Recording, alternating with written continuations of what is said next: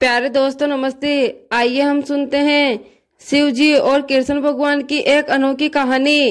कहानी का नाम है शंकर जी के नंदी और कृष्ण जी की खेती।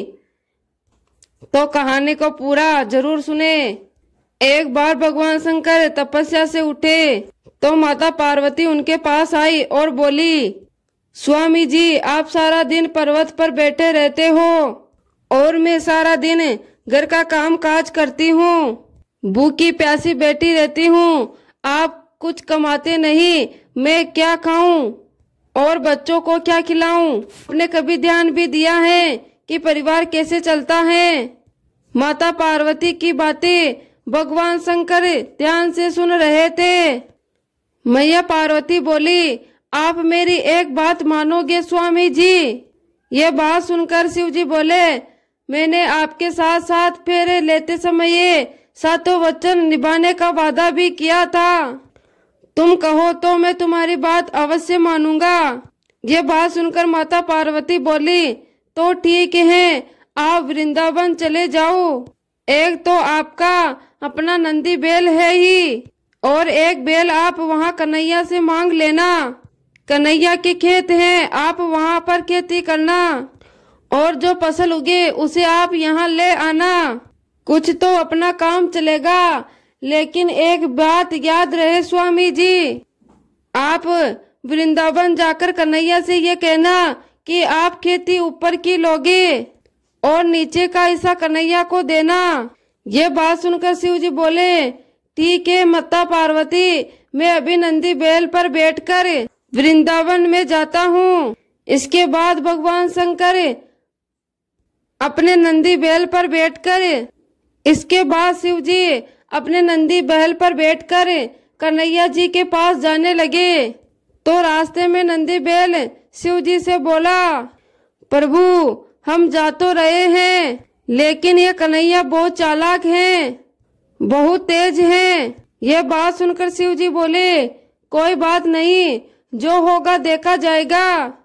मैंने पार्वती को वचन दिया है कि मैं अब खेती कर कर ही लौटूंगा। फिर इसके पश्चात शिव जी अपने बैल नंदी के साथ कृष्ण जी के द्वार पर पहुंचे और अपना शंख बजाने लगे। शंख की आवाज सुनकर कृष्ण जी अपने द्वार खोलते हैं तो उनके सामने भगवान शंकर खड़े थे। कृष्ण जी भगवान शंकर को प्रणाम करते हैं, भोलेनाथ आप आइए, भीतर पधारिए। अचानक कैसे आना हुआ? आप मुझे संदेशा ही भेज देते, मैं स्वयं आपसे वहीं पर मिलने आ जाता। ये बात सुनकर शिव जी बोले, कन्हैया मेरा एक काम है जो सिर्फ तुम ही कर सकते हो। यह बात सुनकर कन्हैया बोला, हाँ हाँ बताइए, मैं आपकी कैसे मदद कर सकता हूँ? शिव जी बोले, मुझे आपके खेतों में खेती करनी है। एक बैल मेरे पास है और एक बैल आप अपना दे दो और अपने खेत पर मुझे खेती करने के लिए दे दो।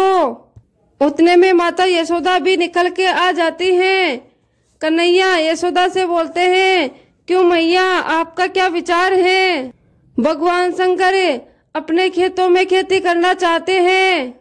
यशोदा मैया बोली, हाँ तो कोई बात नहीं, ये तो बहुत अच्छी बात है, हमें भी बनी बनाई फसल मिल जाएगी। शिव जी बोले, लेकिन मेरी एक शर्त है, आप खेती में जो भी बोने के लिए बोलोगे मैं वो बो दूंगा, लेकिन खेती का मैं ऊपरी हिस्सा मैं ही रखूंगा। तो अब आप बताओ मैं क्या बोऊं? यह बात सुनकर कृष्ण जी बोले, तो ठीक है, मुझे ये बात मंजूर है। तो आप एक काम करो, अपने खेतों में आलू बो दो। यह बात सुनकर शिव जी बोले, ठीक है, फिर तो मैं फसल तैयार होने के बाद ही आपसे मिलूंगा।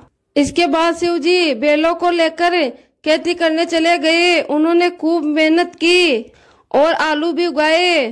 कुछ ही दिनों में आलू की फसल पककर तैयार हो गई। शर्त के मुताबिक शंकर जी और नंदी ने मिलकर आलू के ऊपरी हिस्से आलू के पत्ते काटे और गठरी में भरकर कैलाश ले आए।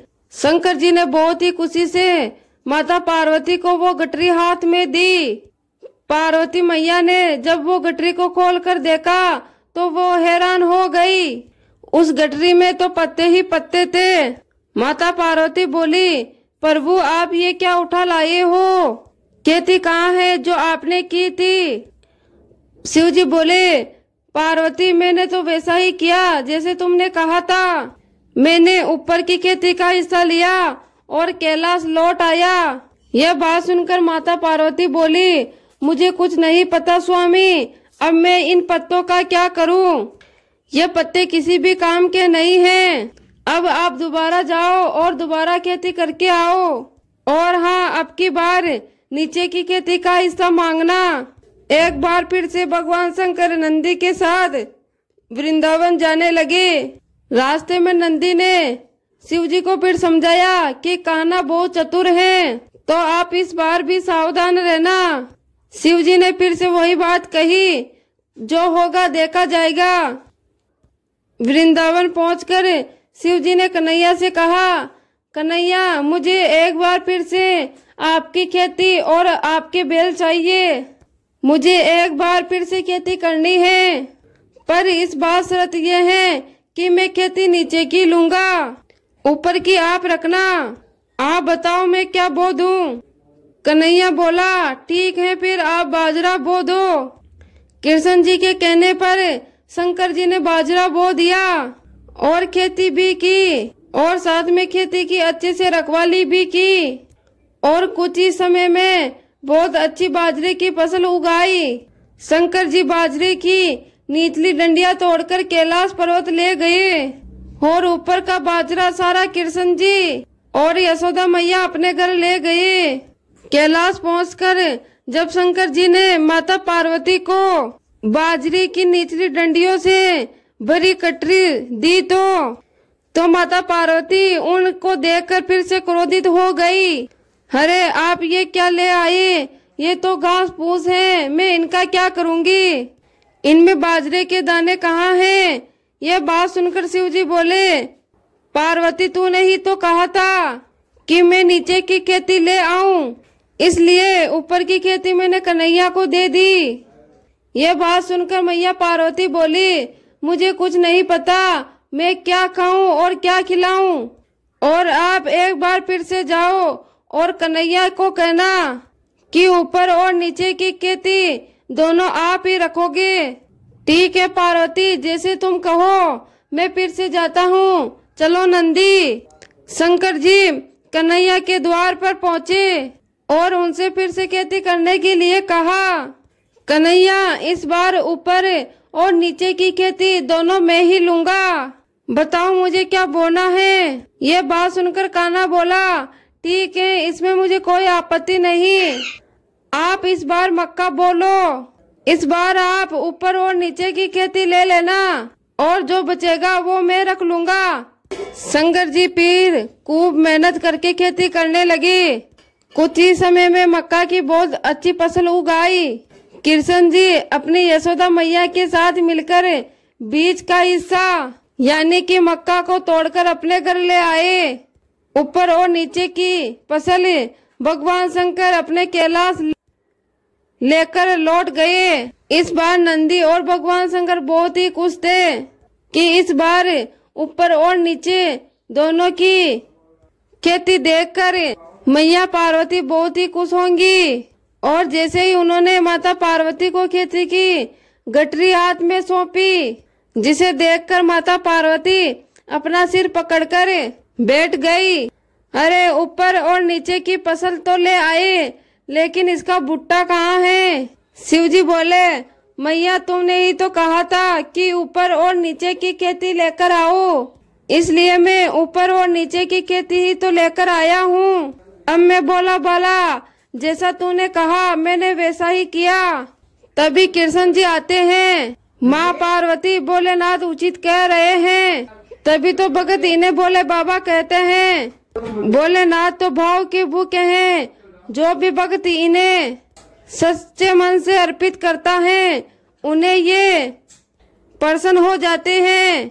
आप धन्य हो भोलेनाथ, आप बहुत दयालु हो।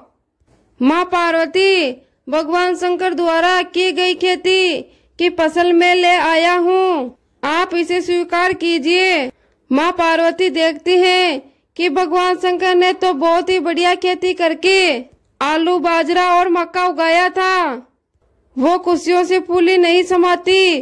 कुछ भी कहिए स्वामी, आप कान्हा के बेलों और खेती और अपने नंदी जी के साथ मिलकर बहुत ही बढ़िया खेती की है।